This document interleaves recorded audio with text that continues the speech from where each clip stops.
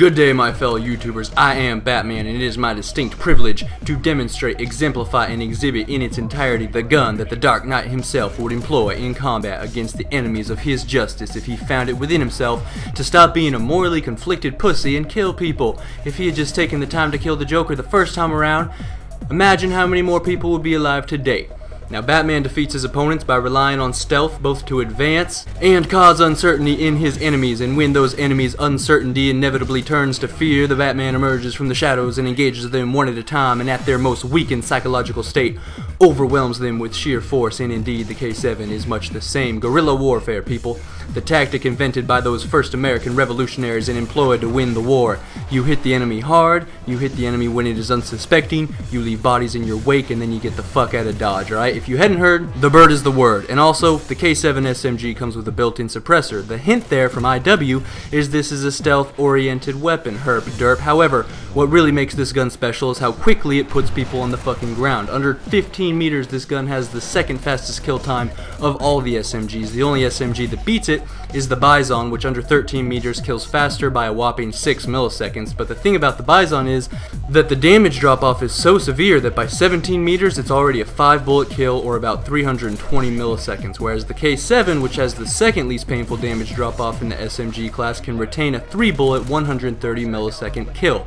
If you're having trouble following these numbers, what I'm basically saying is that under 17 meters, the K7 SMG is the most deadly fully automatic weapon in Call of Duty Ghosts, and it holds that title while fully silenced. The PP-19 Bison, statistically speaking, can kill 6 milliseconds faster, but a number that small is so inconsequential that it doesn't really make a tangible difference, because if the K7 and the Bison run into each other under 13 meters, it'll come down to who got the first shot, and immediately after 13 meters, the K7 will win the gunfight even if the Bison did get the first shot. So what this means is that if both you and your enemy are fighting under 17 meters, the K7 will win that gunfight against any other weapon in the game, excluding shotguns obviously, which come with their own limitations. Now, the drawback to this much power up close, and the main advantage other SMGs will have over the K7, is that just as the Bison loses the majority of its power after 13 meters, the K7 is going to lose all of its power after 20 meters. At 20 meters, it becomes a 4-bullet kill, which is extra problematic with SMGs because at that range you have to start burst firing, which adds significantly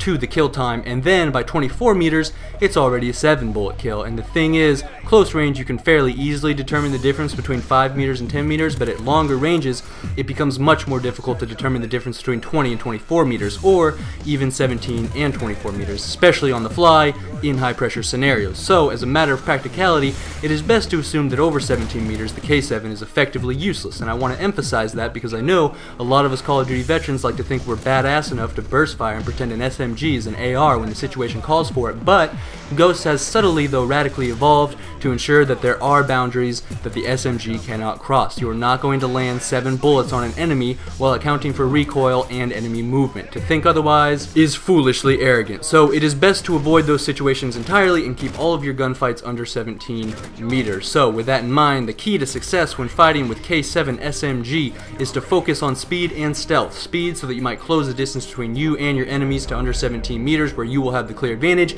and stealth so that you might close that distance without being noticed. Otherwise, you will quite often be killed before successfully closing said distance, or at the very least assaulted from a distance at which you cannot effectively fight back, forcing you to back off with your tail between your legs.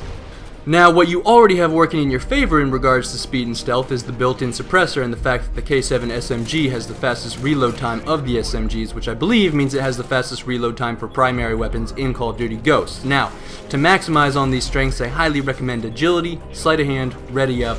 I don't think Marathon is worth the 2 perk points because you don't necessarily have to be sprinting non-stop, only when you're trying to close the distance between yourself and an enemy at a longer range, but agility will, which is lightweight from previous Call of Duties, will allow you to close that range much more quickly, statistically decreasing the chances that you are detected, or if so, the time your detector has to kill you. Sleight of hand combined with the already speedy reload will make that reload an instantaneous process, which is important because when you are up close and personal, any moment of respite you take will allow the enemy to bum rush and overwhelm overwhelm you. You want to hit a target and move on as quickly as possible, but a lot of the time, especially in games with fixed spawns like Blitz, what will happen is you will kill a guy, and while you are removing yourself from that position, you will immediately run into another enemy, or, not uncommonly, several enemies. And so, in those situations, and again, especially when you are pushing spawns, you want to be able to reload after every kill.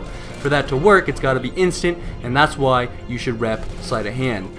You run ready up because the key to speed is sprinting, and ready up with the super quick SMG ADS time will allow you to sprint to the very last millisecond right up in the enemy's face and still ADS faster than they can. For stealth, you want takedown and dead silence. Dead silence is an absolute must because footsteps are the new UAV in Call of Duty Ghosts, and because you will be constantly sprinting in very close proximity to your enemy. Without dead silence, anyone who has ears will immediately know your exact location. And takedown is important because when you are killing that close up, the victim's skull will be revealing your exact location, and if you're pushing spawns, suddenly multiple enemies at a time will start closing in on your ass, and there's not much you can do in that situation. For attachments, a grip and sight is going to really maximize the ease of use, making the kill process much more efficient and drastically reducing recoil. The red dot sight is probably the most useful here, as it allows for the most visibility and peripheral vision while ADS'd, which are the most important factors in up-close situations. And using all of this, the key is to weave in and out of cover, hit flanks, and keep things close. If it's fixed spawns like Domination or Blitz, throw yourself in the middle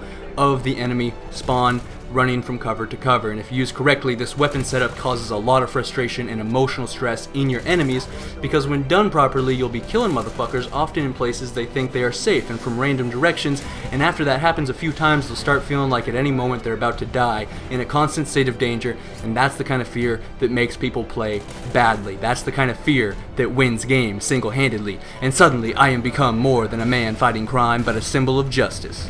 Please remember to rate. This is Batman, signing out.